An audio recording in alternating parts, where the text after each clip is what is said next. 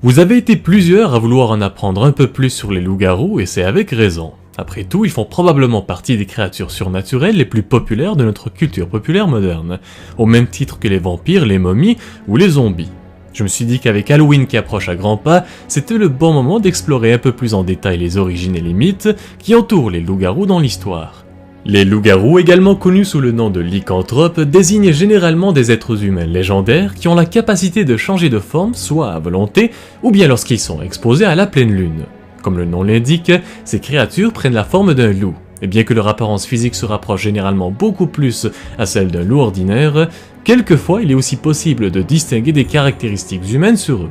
Il est assez difficile de dire avec exactitude quand est-ce que les légendes sur la lycanthropie ont vraiment commencé. Mais la plupart des histoires sur des êtres humains qui se transforment en loups sont en fait assez courantes dans les mythologies anciennes et pourraient être la raison pour laquelle, aujourd'hui, les loups-garous sont si populaires. Certains disent que les premières légendes sur les loups-garous ont fait leur début dans l'épopée de Gilgamesh, qui est un poème épique très important de la mythologie mésopotamienne, et l'une des œuvres littéraires les plus anciennes au monde. Dans l'histoire, Gilgamesh refuse de devenir l'amant de la déesse Ishtar, car auparavant celle-ci avait transformé un jeune homme, un berger portant le nom de Tammuz, en loup, en faisant de lui l'ennemi de ses propres amis et de ses moutons. Les récits de loups-garous sont également très répandus dans la mythologie grecque. Hérodote a été l'un des premiers dans l'histoire à vraiment aborder le sujet de la lycanthropie. Il parle dans ses récits de voyage d'une tribu nomade connue sous le nom de Neuri, qui avait des affinités particulières avec la magie et qui était capable de se métamorphoser en loup une fois par année. Ceux-ci pouvaient maintenir leur forme animale plusieurs jours avant de finalement reprendre leur apparence humaine. C'est également dans la mythologie grecque que provient l'origine même du mot lycanthropie. L'un des mythes les plus connus de la mythologie grecque raconte comment le roi d'Arcadie, Lycaon, s'est fait punir par Zeus pour son affront et se vit transformé en loup. Il existe plusieurs versions de ce mythe en particulier, mais je vais essayer de vous résumer l'histoire en général. Lycaon était un roi cruel d'Arcadie, une région qui se situe au centre de la péninsule de Péloponnèse en Grèce. Un jour, Zeus rendit visite au roi sous la forme d'un mendiant pour l'observer et le mettre à l'épreuve. Lycaon reçoit celui-ci pour manger, mais lui sert un plat de viande qui était en réalité de la chair humaine. Certaines versions du mythe indiquent que c'était la chair de l'un de ses propres petits-fils qu'il avait fait exécuter pour le servir un repas. Zeus se rend compte de la supercherie du roi grec et renversa la table et dévoila sa véritable identité. Pour punir Lycaon, Zeus fit abattre la foudre sur le roi et le transforma en loup. Plus tard, à l'époque médiévale, les histoires et les mythes à propos des loups-garous ont gagné en popularité dans le monde entier. L'écrivain Gervais de Tilbury a été parmi les premiers à faire la liaison entre la transformation d'une personne en loup-garou et la pleine lune. C'est dans ses écrits qu'il a intitulé Les divertissements pour un empereur, qui était destiné au roi d'Angleterre Henri le Jeune, qu'il a fait part de ses recherches et de ses pensées par rapport au loup-garou. Il donne l'exemple d'un chevalier, un certain Rimbaud de Pouget, qui un jour se retrouve seul à vagabonder dans une forêt sombre très peu connue par ceux qui vivaient dans la région. L'écrivain anglais raconte qu'après avoir erré dans la forêt seul comme une bête enragée, le chevalier succomba à la peur qui s'était emparée de lui, et peu après il perdit la raison et se transforma en loup. Avec le temps, il y eut beaucoup de spéculations et de rumeurs sur la transformation de certaines personnes en loup-garou, et la plupart du temps, ces transformations étaient attribuées à des tueurs en série ou bien à certaines personnes qui démontraient des signes de maladie mentale. Certains étaient chassés et exécutés au bûcher, tout comme les sorcières, et d'autres étaient arrêtés et interrogés parce que les villageois avaient besoin d'un bouc émissaire pour blâmer la mort de leur bétail, leur mauvaise récolte ou tout autre événement fâcheux qui leur arrivait. En faisant mes recherches pour cette vidéo, j'ai trouvé une panoplie de cas de lycanthropie à travers l'histoire. J'en ai choisi 5 dont nous allons parler aujourd'hui. Vers la fin du XVIe siècle, dans la ville de Bedburg en Allemagne, une série de massacres et d'enlèvements avait secoué la population de la bourgade normalement paisible. Les citadins croyaient qu'un loup-garou terrorisait leur ville, massacrant leur bétail et enlevait femmes et enfants pour les tuer.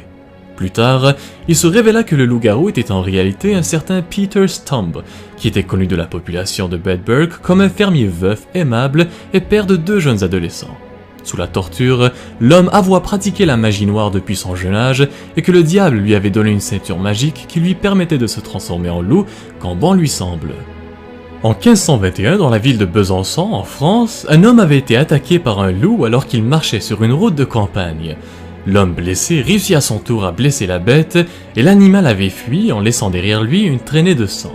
L'homme avait ensuite traqué le loup jusqu'à la maison d'un certain Michel Verdun, qu'il retrouva chez lui dégoulinant de sang.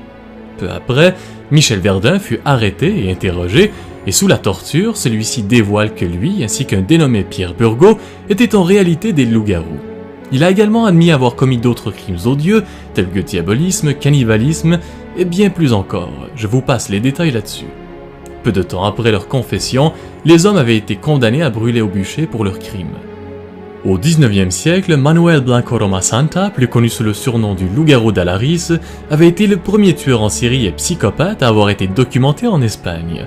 Celui-ci avait été accusé du meurtre de 13 personnes, incluant des femmes et des enfants, et lorsqu'il fut finalement rattrapé et mis derrière les barreaux par les forces de l'ordre en 1852, l'homme avait blâmé une malédiction qui l'avait transformé en loup-garou et qui le forçait à tuer tout ce qui se trouvait sur son passage. En 1572, dans la ville de Dole, en France, plusieurs enfants avaient été portés disparus et ont par la suite été retrouvés en lambeaux dans les bois environnants. Les habitants de Dole ont tout de suite pensé qu'il s'agissait très probablement d'un loup-garou qui terrorisait leur petite bourgade. Plus tard, au mois de novembre de cette année-là, un groupe de chasseurs avait aperçu au loin un loup en train d'attaquer un enfant et l'un d'eux reconnut quelques caractéristiques physiques de la bête qui ressemblaient étrangement à un ermite qui vivait dans les parages, un certain Gilles Garnier. Lorsqu'un autre enfant avait disparu, Gilles Garnier et sa femme avaient été parmi les premiers suspects et furent interrogés et puis arrêtés.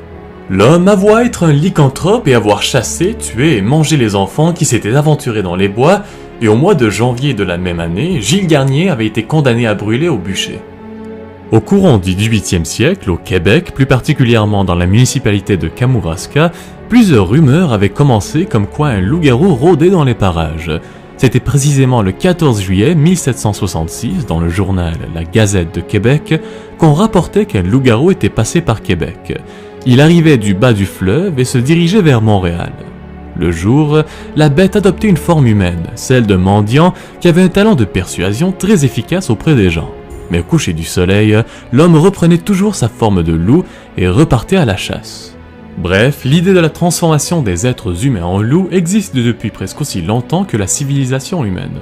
Généralement, s'il y avait des loups qui vivaient dans une région donnée, il y aura forcément des légendes et des contes créés par les habitants de cette région-là à propos de loups-garous. Mais cela ne se limite pas qu'aux loups. En Amérique du Sud, par exemple, on parle d'hommes jaguars, tandis que dans certaines régions d'Afrique du Nord et d'Afrique centrale, on fait souvent référence aux hommes hyènes. Aujourd'hui, les loups-garous bénéficient d'une attention particulière dans la culture populaire moderne.